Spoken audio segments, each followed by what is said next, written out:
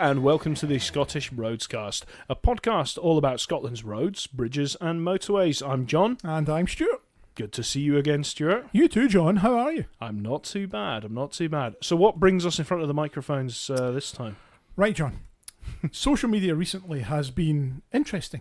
Some of the comments we've had have raised a few eyebrows, particularly amongst ourselves as moderators of our socials. Yes, a thankless job. Indeed.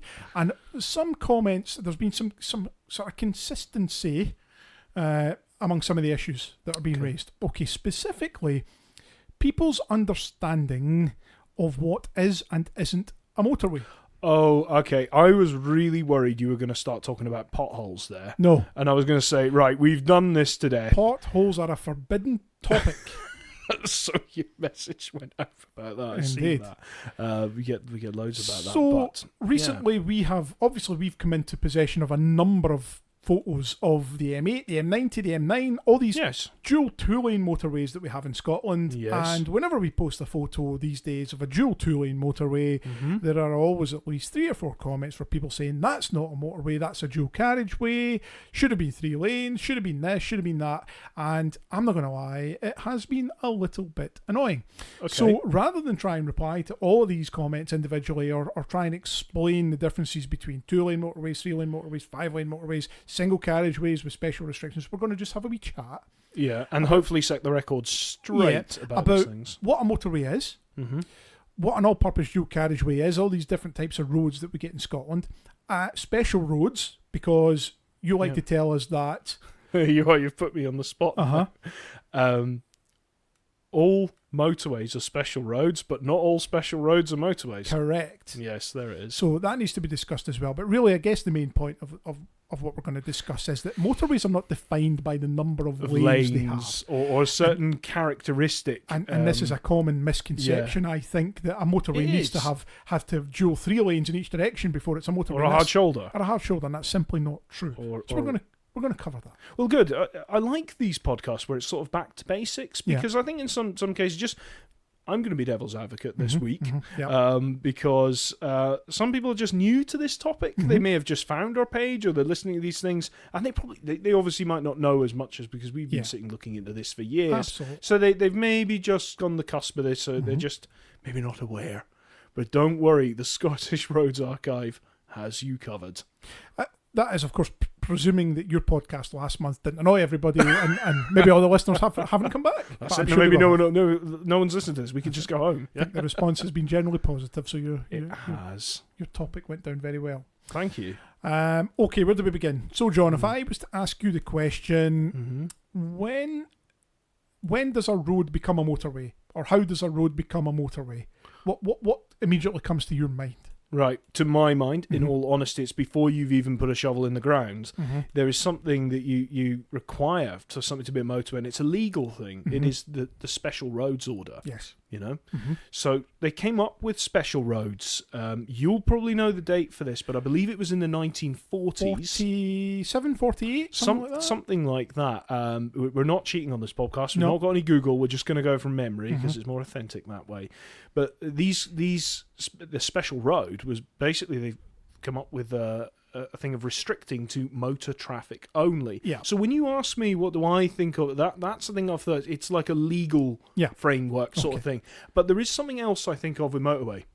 Blue signs. Blue signs. Blue lines on maps.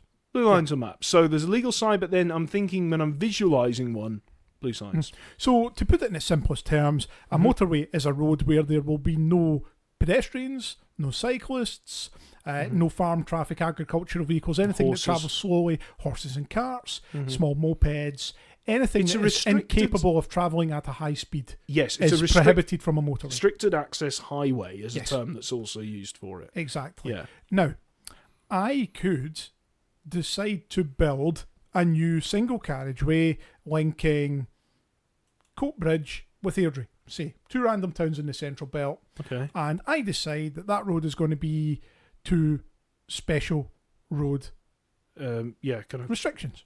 Right?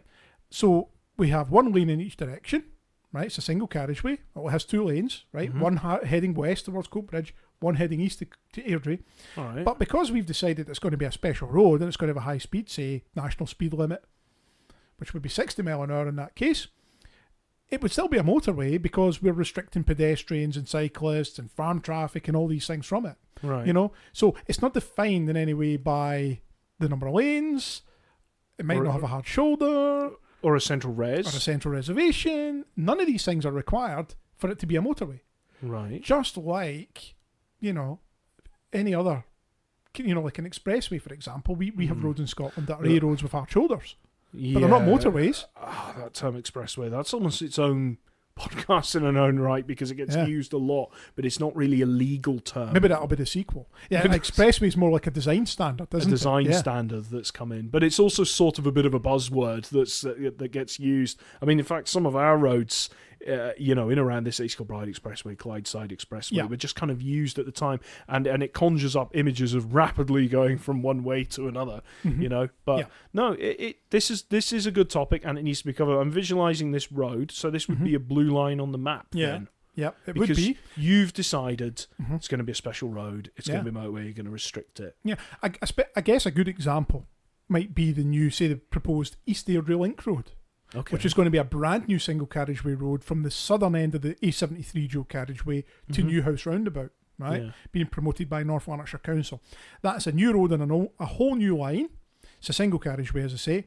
There's no reason why the council couldn't say, you know what, we're going to designate this as a motorway and restrict it only to, you know, cars, trucks, lorries, vans, that sort of thing. You know. Yep. Doesn't need to have grade separated junctions and flyovers that can have roundabouts. I was going to say, this is another thing I hear about motorways. Some people say, well, motorway doesn't have roundabouts, it doesn't have outgrades. Can have. They can, yeah. A8M, Baillieston, Swinton. Baillieston roundabout's a motorway. Yes, it There's is. motorways in England that have roundabouts on them. Okay. You know. But is it the norm? I mean, this road you're talking about, I would say that would be unusual. However, yeah, it is, and this is the point I'm making. It would be very, very, very unusual, but it could still be a motorway. Yeah. Right? And you're using this as an example, but in practicality, would you build something like that? No, you wouldn't. You wouldn't. Of course, because it wouldn't be useful, because people couldn't quickly join it and other things. But my point is, again, a motorway is not defined by the number of carriageways it has, or the number of lanes it has, or whether there's a hard shoulder, or a flyover, or a grade-separated junction, or a roundabout. It's to do with the restriction of what can and can't use it. Exactly. Okay, right. So where, let's then think now, where have people got this misconception from? Is it because the term motorway just gets banded around in conversation? And when people say, if we were to not ask a layman, what do you think of a motorway? They think, oh, a massive thing with lots of lanes and big signs and everybody drives really fast. I think this is a uniquely British phenomenon, right? Because if you go to Europe, you go to continental Europe, right? Many, if not most of the motorways in the continent are dual two-lane motorways. Right? Yeah. So that's true. Yeah. I'm told. So in Britain, we're just used to the fact that most of our motorways are dual three-lane motorways. The M6, parts of the M1, M5, M40, M42.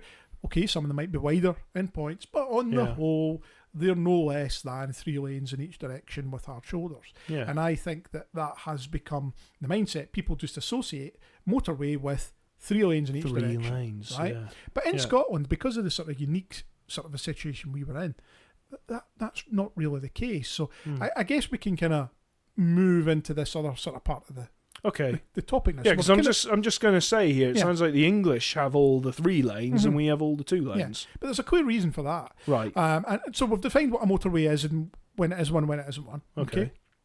Now, bringing it back to this sort of a idea of what we imagine a motorway to be. And you're right, if you're south of the border, chances are a motorway will have 3 lanes in each direction and a hard shoulder. In Scotland, that's not the case. And that's very deliberate in most cases. And the simple fact is that our traffic growth and our traffic levels back in the 50s and the 60s and even the 70s when we were designing our motorways was far less than what you were seeing in England at that time. So the projections were as well. That makes sense. I mean, how many people live in Scotland now? It's what, 5-6 million? 5.1 million. 5.1 million. And you think about how many people live in England? 50 million. Huge amounts of people. So there's a need for more capacity to convey that around. Yeah. Okay. All right. I'm following you now. All okay. Right. So if we go back to 1963 and the Scottish Development Department announces the white paper where they're going to transform road travel in Scotland and build a whole new motorway system through central Scotland, the motorway box that we know today, the M8, the M9, the M876, the M80, all these things come together, and the M74. And what they do is they commission all these traffic engineers to come in and say, what flows should we expect on these new motorways in 30 years' time, 1990, say, for example. And they'll say, right, okay, well, where your Glasgow urban motorway system's concerned, you're going to have well over 100,000 vehicles a day using these sections. Really should build that for to have 3 lanes as a minimum. 3 or 4 lanes. Because, and again, there are design standards that lay down when you should have certain numbers of lanes. So, That's right. like dual 2-lane motorway, I believe, maxes out at 95,000 vehicles a day. Dual 3-lane maxes out to like 120,000 vehicles a day. So, your sort of projected flows then kind of dictate the number of lanes that you're going to require. Yeah. Right? And in a lot of cases, even dual 2 lanes at that point was seen to be way in excess of what was going to be needed 30 years down the line. And there are a number of motorways still in Scotland today that work perfectly well with 2 lanes. The M90, The M90, M9, M9, M77, say south of Newton Mearns, parts of the M80, the M9. north of Bankheads. Yeah, up that way. M876, these are good examples. But back in those early 60s days when we were looking at these things, I mean, the M8 is the one, let's be honest, there's 2 particular parts of the road network, 3 at a push, that come up consistently with the comments. Yes. And that's the M74 between junction 6 and 12. Justified. The M8 between junction 1 and 6. Definitely justified. Right? And occasionally the M80 between Auchenkilns, junction 4A, and Hags, junction 7. Auchenkilns is 5. 5. Low Wood is 4A. 4A. So, these are the sort of 3 areas where people, kind of moan about it the most. And whenever we post a photo of, say, something at West Mahago on the M74 or are people saying when these the things come, because you've got a finger on the pulse with these comments more than I do, are they specifically saying that's not a motorway? Or are they okay they're saying that, but are there also comments that go, that should be 3 lanes? Or is it more of a tongue-in-cheek going, it's not a real motorway? No. Well, there is an element of that as well. However, no, there have been a number of comments recently from a handful of people that say that's not a motorway. And people then jump on and say, no, it is. Yeah. No, it's not. It's a dual carriageway. And that's it. No, it's not. It's a motorway. It's a proper motorway. It's a fully fledged motorway. Yeah. Is it right that it only has 2 lanes now? Well, that's a whole different discussion. But, it is a motorway. It's not a dual carriage. It is a dual carriageway because it has... This is another 2 carriageways. This is another thing that people never quite understand, or some people don't understand it. Dual carriageway doesn't mean 2 lanes. Dual carriageway means there is a separate carriageway for traffic travelling in opposite directions. Yes, exactly. A lot of people think it means there's 2 lanes in each direction. No, it's a dual. You can have dual carriageways with 1 lane in either direction. If anybody's been on the A96 at Forest, bypass in Forest is a dual carriageway technically, but it's 1 traffic lane in each direction. Yeah. Okay, so... slight tangent, but I see this going the opposite way. Have you ever heard, Stuart, of people referring to all-purpose dual carriageways that are not motorways in the legal sense, and they've got the green signs, but yet they refer to them as the motorway? Yes.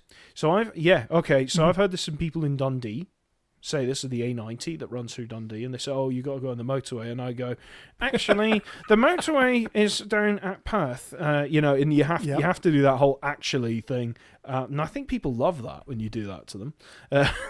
Or I've heard it even down in Greenock and Port Glasgow when they're talking about the A8 and they have to go, well, actually, the motorway doesn't start. I've heard several people over the years refer to the East Kilbride Expressway as the motorway. Yeah. Mm-hmm. Oh, so wrong. It's awful when you hear that, isn't it? You have to correct it.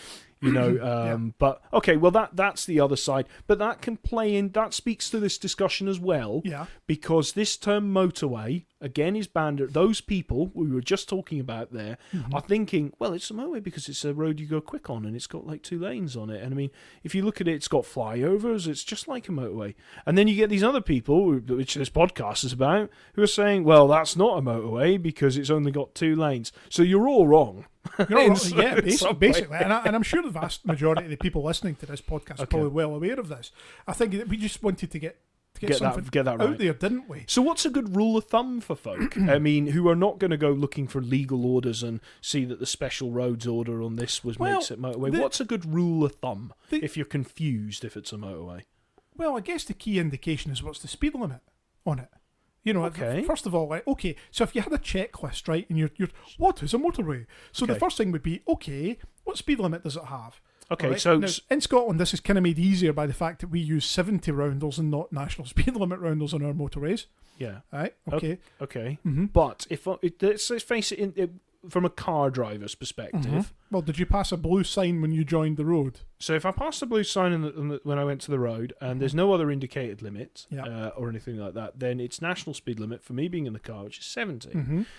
But if I'm passing a green sign and I'm on a dual carriageway road and there's no other limit, I'm on a dual carriageway, so the national speed limit is also 70. It's also 70, so there you go. So that's sort of the first point that you tick. Okay, but that doesn't help define if I'm on a motorway or if I'm not on a motorway, because I'm on these two dual carriageway type roads. One's got its green signs, one's got its blue signs.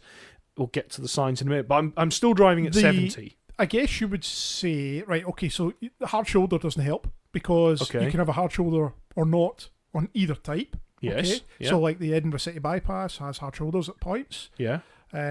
Which is actually a special road, but we'll cover that separately in a minute. Right. A8, say, between Bailston and Newhouse. Yeah, that's got hard shoulders. It's got hard shoulders, but it's not motorway.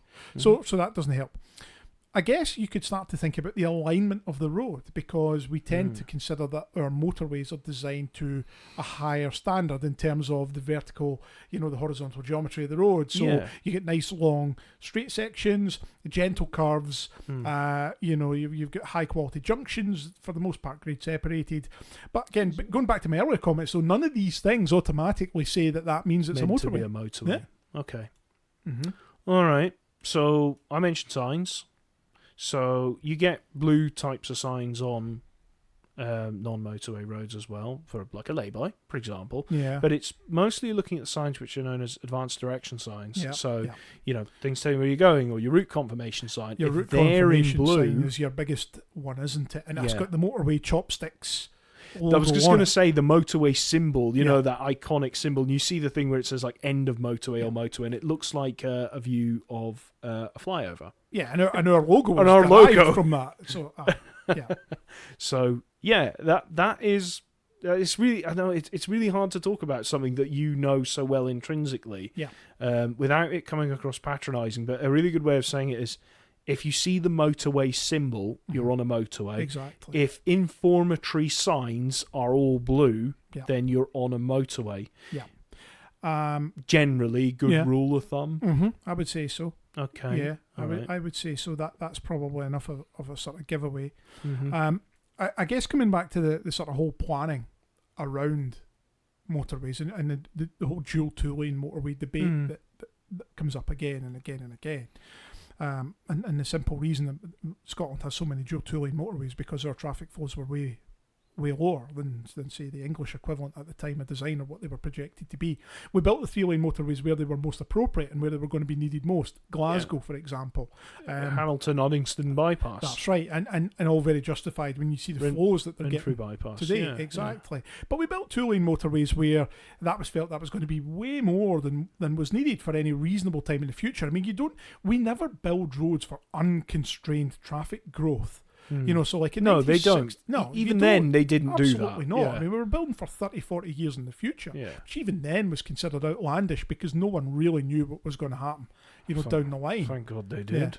Yeah. Coming back to the M8 in particular, right? So there is often a question asked about why the M8 east of Newhouse was built as two lanes, right? And it's simple. Other than the traffic flows, at the time, the A89 as it is now, that was considered a very decent parallel road, distributor road. It was kind of 3 lanes in sections. Yeah. So we've got a couple of papers that sort of detail, the sort of justification behind the decision making, because even in the 60s there were questions asked about how many dual 3-lane motorways would we need. In fact, one of the ministers of state at the Scottish office is on the record back in 1962-63 in a committee appearance in Westminster, actually saying that it's thought we will require no more than a dozen or so miles of dual 3-lane motorway on the trunk road system.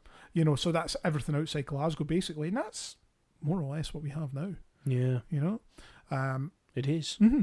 Yeah. Can I also chuck in another one and involve another motorway? Go on. So you're talking about the M8, but you spoke about that triangle, that box. Yeah. The M9, while going in that sort of northwesterly direction, it does serve as another way to get across the Central Belt, and the planning of the M8 must have factored in the M9 to a degree, where it was a case of, well, actually all this traffic coming from the north and Stirling and Falkirk and so on will actually probably be using this road, whereas the M8 is really just going from Glasgow, maybe like Lanarkshire. So what I'm trying to say is that the M9 shares the burden somewhat. It does. Of some of it. Yeah, I mean, that's the whole point of having a network, isn't it? That there are multiple options available.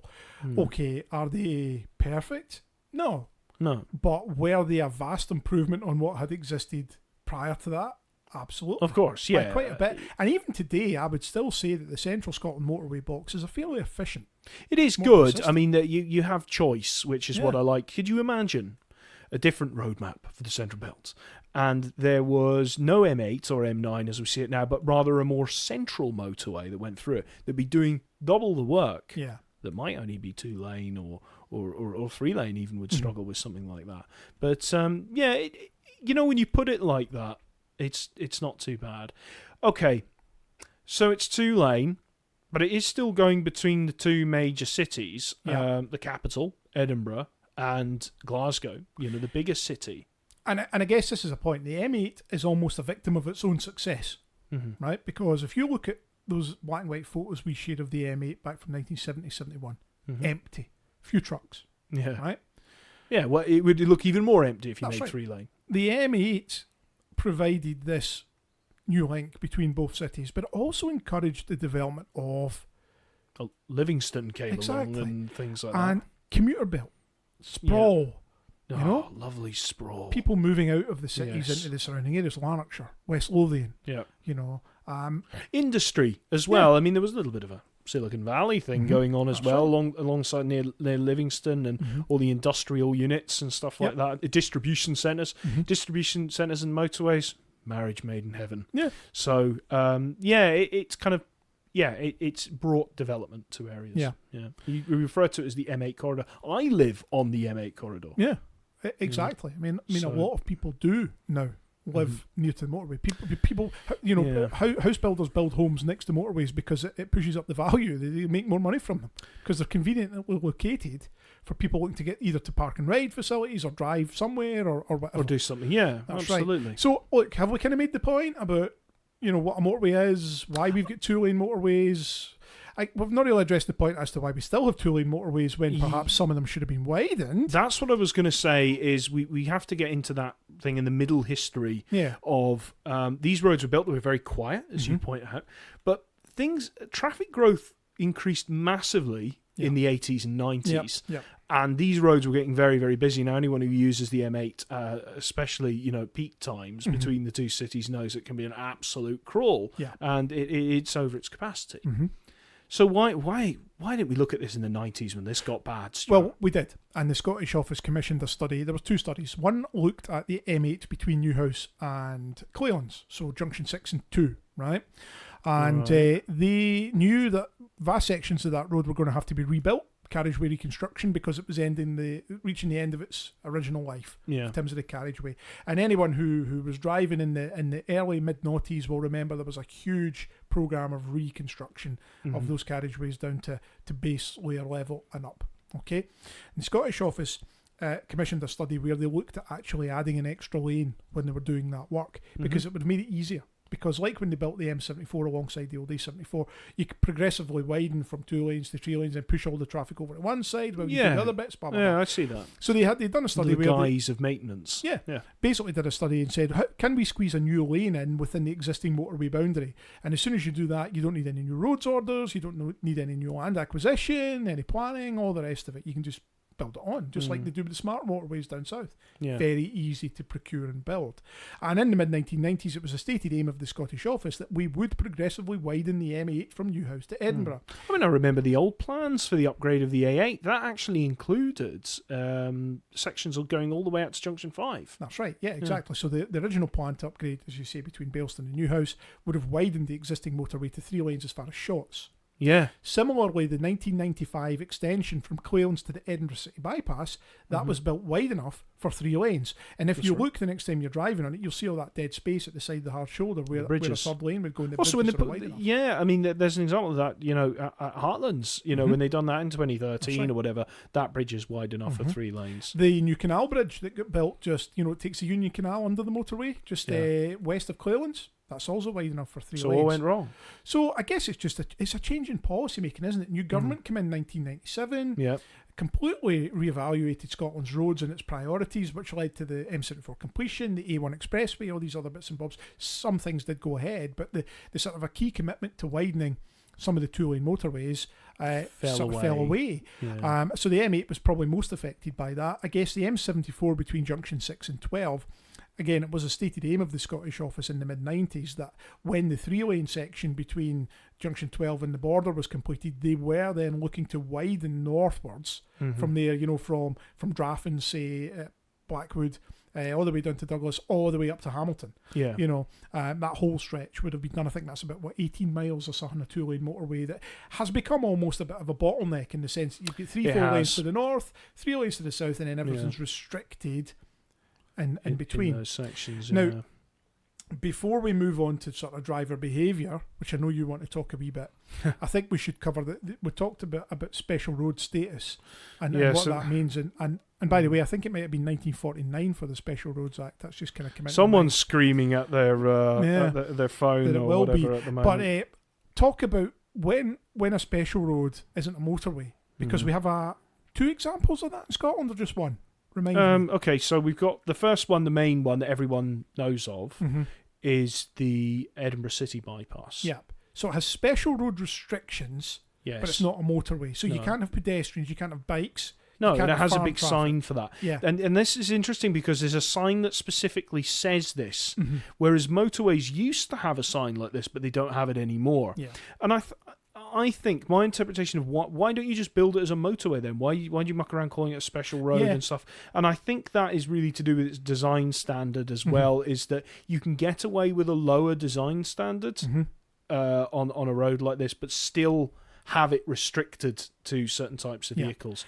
In some ways, they are basically like a motorway on the cheap.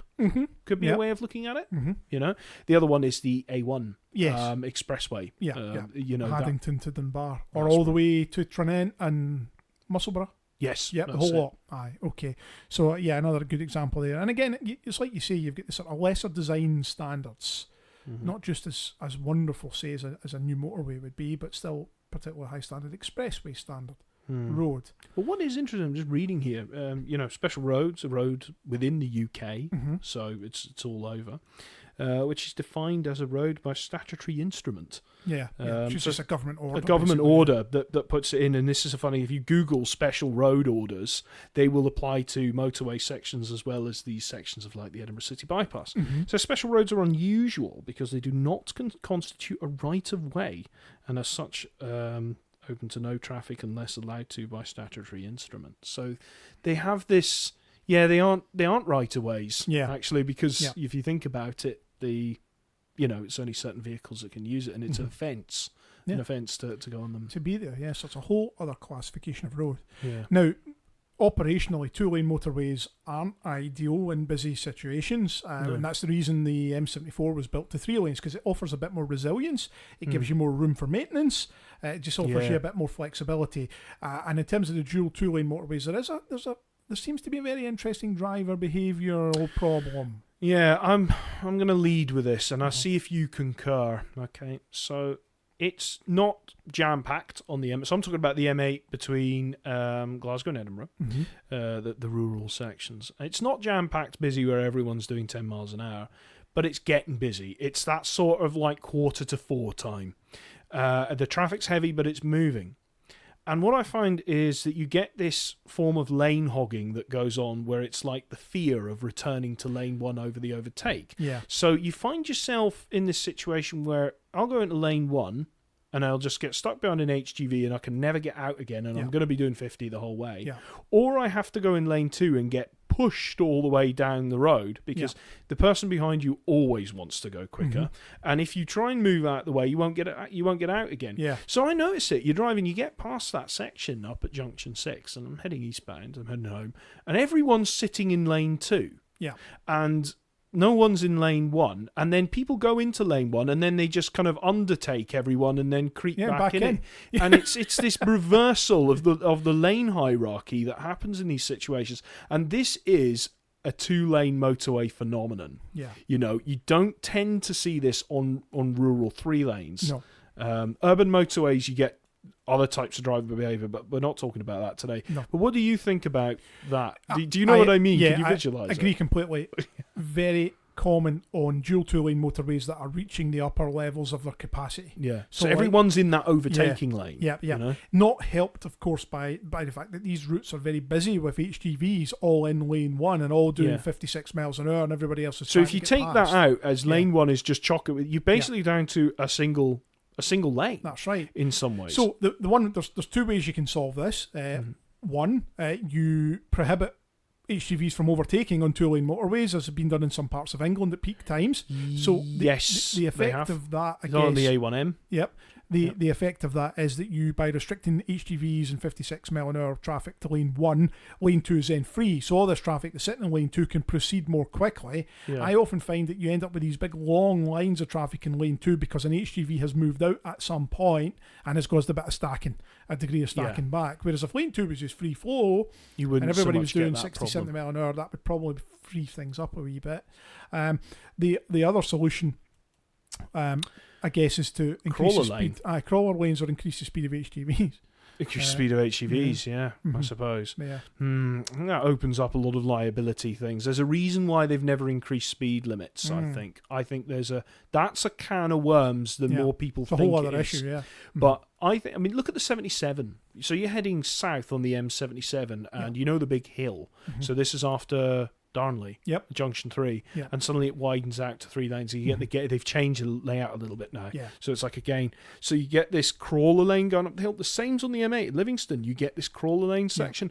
That is a good way. It is providing a bit of extra capacity. Yes, it is. But I think that's quite a safe thing to do as well, because it allows things to move by. I mean, there's a long stretch of the M8, say between Whitburn and junction 3, where you probably should have crawler lanes both sides, because you climb that very slow hill where those sawtooth ramps are. Yeah. As you're climbing the hill there, when the traffic's joining from 3A. They've got a flashy sign there now for queuing. So that is problematic there.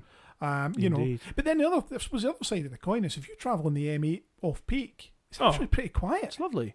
Yeah, that's good. It's like after the podcast. I know we're here quite late because we're always talking away and doing this, and then I go on the road and it's that sweet spot before our friends at the operating company put all the roadworks on, because that always happens, and me leaving here where it is nice and quiet, and I'm like, oh yeah, the M8's actually quite pleasant when it's not chock-a-block. Yeah. But have you encountered the 40 mile an hour crane before? Oh yes. This causes havoc. Oh, yes. So these things mean that all the HGVs pull out, and they've got the big flashing out. And I think these guys, in fairness to them, they're not allowed to do more than 40. No, that's it, they're so heavy as well. They're a mobile roadblock in some ways. These things. So. And sometimes you get them moving on the M8 2-lane section or the M74. During the day, and it just causes absolute chaos. So I guess. So what's point we're making here, that we sort of sympathise with people who are moaning about 2-lane motorways, but also making the point that they are motorways? Yeah, it is. I think we were good in defining what they are, and I think there's some confusion about the term motorway. I think people just think it means a big multi-lane road. Yeah. No, it doesn't. There's some examples in England where there were purpose-built motorways that were single carriageways. They've taken those orders away, and now they're all-purpose. So the correct term, if you want to be really knowledgeable, is if it's not a motorway, we refer to it as an all-purpose road. Yeah. So the likes of the A90 going up between Dundee and Stonehaven, we would say, that's an all-purpose dual carriageway. Anybody can use it. Basically. Anybody can use. You see tractors and things on it and stuff, and then of course we get motorways. But I think the blue signs is a pretty good rule of thumb. But I think we've cleared it up. I think so. Yeah, I feel as though this has been like your podcast last time. We were talking about the need for roads and things, and this time we're kind of moaning about what they are. We'll need to get Duncan back to bring some education back to these podcasts. It's just turned into two old men ranting. I know. No, but it's a good topic, and I think it comes up quite a lot. But I think there are, of course, arguments. Me for increasing capacity and sorting these issues out. Safety is a factor for a lot of these things.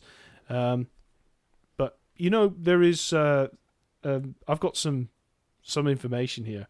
Did you know there is a single carriageway motorway in England, in Birmingham? It's called the Aston Expressway, but it is a motorway just off of what is Spaghetti Junction, and that's single carriageway. Do you know how many lanes it has? Oh, you've been on it. I've been on this. This is this tidal flow motorway, isn't it? So it's 7 lanes, this motorway. It has no central res. And what they do is they allow the more traffic to go into the city in the AM peak. So they allow like 4 lanes in. And then they red X one of the lanes as like a make-do central res with 2 lanes going out. And then they reverse it. And it's the only example of a tidal road system in the UK, and it's known as the A38M, and that is a motorway. And that, by the way, that's another topic, by the way, Stuart. Some of our motorways start with A, and we've covered this before, but it's because of how they get incrementally upgraded. But also in England, if you've got a section which predominantly it's the A1 or something like that, and they've been upgrading it progressively, and so it's become A1M, but also because you've got that parallel route, they generally take the number from the road they've been replacing. That's right. Yeah, might have to do that one at a point. But the M is there, so I don't know. People, I've heard this argument, it's got A in it, so it's not a motorway. Yeah, which is just rubbish. It's rubbish. Yeah. Right, okay, well, hopefully that's kind of addressed that. Yes. Maybe some new stuff in there for some people, some listeners. Yeah, interesting. Definitely. Next time, someone on Facebook, because it's always Facebook. Let's be honest. You're just going to refer them to this. Listen to this podcast. Your questions will all be answered. Wonderful. All right. I did ask online when we were talking about this podcast coming up if anybody had any suggested topics for future podcasts, and I'm afraid we're going to have to disappoint just a couple of people because I want to hear some this. Points. Yeah, I've not seen this, by the way, but I'm looking over. You've got it up on the screen. Are there some belters? Yeah. So Doug Hope on Facebook had asked if we could do a podcast specifically in the regulations surrounding like level crossings and some of the issues there. I guess, and he actually uses the example of the one in Motherwell, which is a real pain. You might not know it. No, it's down towards. I got to be honest, I don't come across level crossings that much anymore. Well, if you go, I used to get them up north. Yeah. I don't. I tend to stick to the motorways, Stuart.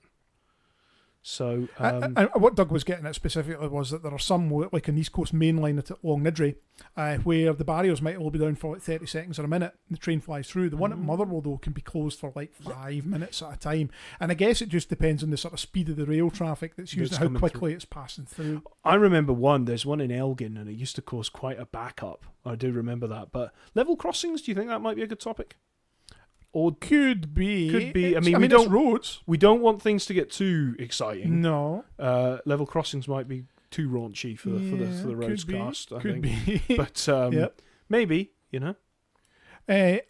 Andre Ronaldo on Facebook asked if we could perhaps do one in the Churchill barriers in Orkney, and I think actually that could be a really interesting topic. the Churchill barriers. The Churchill barriers? Yeah, those causeways that link all the islands in Orkney that were built during I've the never war. been to Orkney, Neither and I've been have I. looking for a reason to go Yeah. and see, because causeways are quite cool. A couple of members of the archive are very, very, very keen on the Churchill barriers and have lots of information on them, so there could well be a guest opportunity there to bring one of them in. Oh, I'd love that. Tell us all about these things. Yeah, because I don't know anything about it, Yeah. but I think causeways are quite cool. I think some of them are listed as well by Historic Environment Scotland. They're considered to be of national importance. They were built very quickly during the war to speed, because obviously we had the fleet and all that up there, Scapa Flow and all these sorts of things. So they were sort of crucial. Yeah. So a bit of research needed there for that one. We need to do some research on the level crossings if we're going to do that. Yeah. What else did we get asked? Jonathan Towers was asking about roadworks in the M8. No, we're never going down the path of talking about specific roadworks or bridge works or anything like that. No. Not anytime soon. No, definitely not. Who else? There was someone else. I had to give a shout out to Ewan at Autodocs, who recently discovered our podcast, I believe, and I'm told he has been enjoying them. Oh, fantastic. So thank you to Ewan and the team at Autodocs, who do a wonderful job digitising a lot of our material. Yes. Getting that stuff online. It's very different from the dark old days when you and I used to sit here with scanners. And God, I know. Thank you, Orthodox. So Thank you for giving me, or giving you, Stuart, your life back. And absolutely, you're right. And in terms of archive stuff, we have come across a lot of new material recently. Which it just keeps coming in. It's still that. It's good though. We get these suggestions coming in, because sometimes, Stuart, we wonder what we're going to talk about, but if people do have other topics in mind that they would like us to cover, we're very happy to do that. I mean, in terms of what's coming up later this year, 2024, we have the Forth Road Bridge 60th anniversary. We have the 40th anniversary of Kyle Skoo Bridge up in the North Coast 500, another stunning one. I've spoken about that a little bit, but it'd be good to talk about that. What else do we have? I'm planning to do another one on the Glasgow Inner Ring Road, because it's been a long, long time since we discussed that, and we've got a lot of new info there. Be good to get some questions in for that one as well. We can have a look at an angle on that we've maybe not looked at before. Yeah. We have discussed it in the previous iterations of this podcast, but we have. Yeah, exactly. So it'd be worth revisiting that. And then I think Duncan's got a few. A92. Duncan's got a few. That was a special request from another follower, Chris. Yeah, I've asked for that one, so yeah, we listened. That's coming. What else has Duncan got coming? He was an E9. There's another E9. Yeah, he wants to. I think he's going to look at doing. Was he want to do the M9 again, or the M9? He wanted to do city bypass, because I made an attempt to do city bypass. That was when I had that map and drawing, and it was just trying to convey so much information. So I think Duncan is refining some of this, but also we want to do an updates podcast in terms of road projects updates. We haven't done one of them. Not done one of them. It's always worth revisiting some of the older ones we've done. We've been here 6-7 years now, so always worth. I know, it's ages. Yeah, new information coming along and whatnot. So yeah, stick with us for that. There's plenty more coming up. Should say thanks to the sponsors. Absolutely. Andy Carruthers and the team at Eastford Excavations.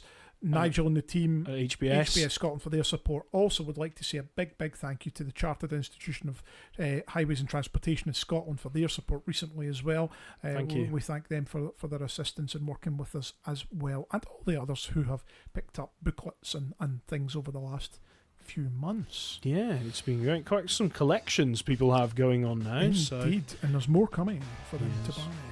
I don't know, is there any events that we're going to? Oh yes, there is. We will be at the Bridgeton Bus Museum on Sunday the 7th of April for the first open day of the year. We'll also be back there in July and again in October for the open weekend. John's looking at his diary in panic because he doesn't know about the one on the 7th of April yet, because it's just been recently added. But don't worry, John. There's cover available if need be. Fantastic. That's fine. So, well, look, I'll try and get along, because it's always nice when you meet people. Yeah, it's nice for when people come and say hello. So I don't know. I'll check the diary. I'll see. But that was a lovely surprise. That's it. We don't give him time to come up with any excuses for not coming along. But no. So yeah, if you're free, people, please come and see us there. It'd be nice to see you. If you have any specific questions or issues you want to get off your chest, and of course you'll get us on social media every day of the week. One or two posts a day on Facebook, the usual one a day on Twitter, and a few other wee extras as well. And keep a special eye on Mondays for the then and nows, putting some new ones out there. They're doing very well. Yeah, you've got your Dead and Nows on Mondays. Duncan has got his various posts from across Scotland on Tuesdays and Fridays. We've got Wojciech's Thursday car spotting as well, and then I tend to fill up the rest of the week. All these little communities that come on certain days to look at certain things. It's great. Exactly. So. Anything else from you? Nothing else from me. I think we've covered that very extensively, and it's been a nice leisurely one. You notice you've not heard any bits of paper rustling around. It's quite nice. Just the chat. Yeah. Okay, of two gentlemen. Indeed. Well, thank you all for listening, and we will see you very soon. See you later. Bye-bye.